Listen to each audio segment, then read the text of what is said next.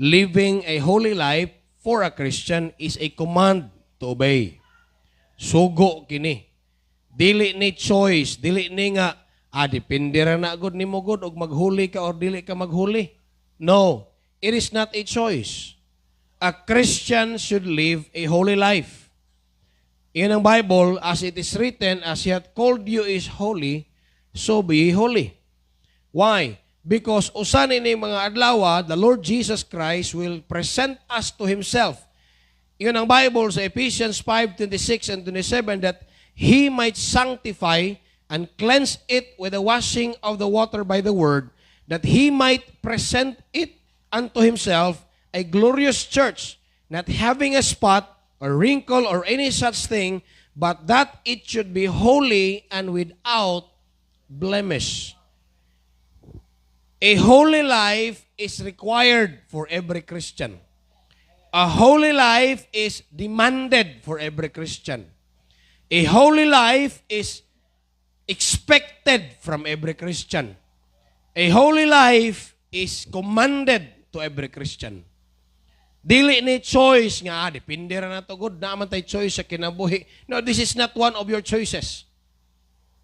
Yes, we have the liberty, but you have not the liberty to sin. You have not the liberty to live a life you want because you have been changed and you have been made a new creature through Jesus Christ. So, importante ang pagkinabuhi nga balaan, makaigsunan. Holy means pure or blameless life, without spot, without wrinkle. Yes, dili ta perfect. Dili na mahitabo o never gyud ang mahitabo sa kinabuhi isa sa kakristohanon. Pero lahi nang nagpili ka kanunay nga magkinabuhi, diha sa pagkabalaan imong gipili ang kinabuhi nga kristohanon o espirituhanon.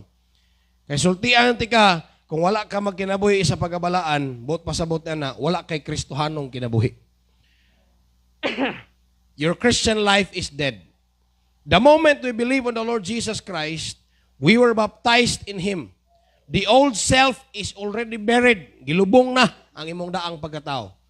Ang Ginoo wala na magtan-aw og kinsa ka sa una, palahubog ka sa una, sugarol ka sa una, bayidor ka sa una, bisag asa ka kaniadto, wala na nagitan-aw sa Ginoo kay gipasaylo na ka sa Ginoo. Pero ang gusto nga tutukan og tan-awon sa Ginoo sa imong kinabuhi karon ang ikaw sukad kang naluwas.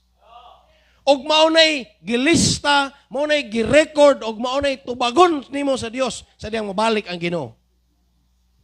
Amen.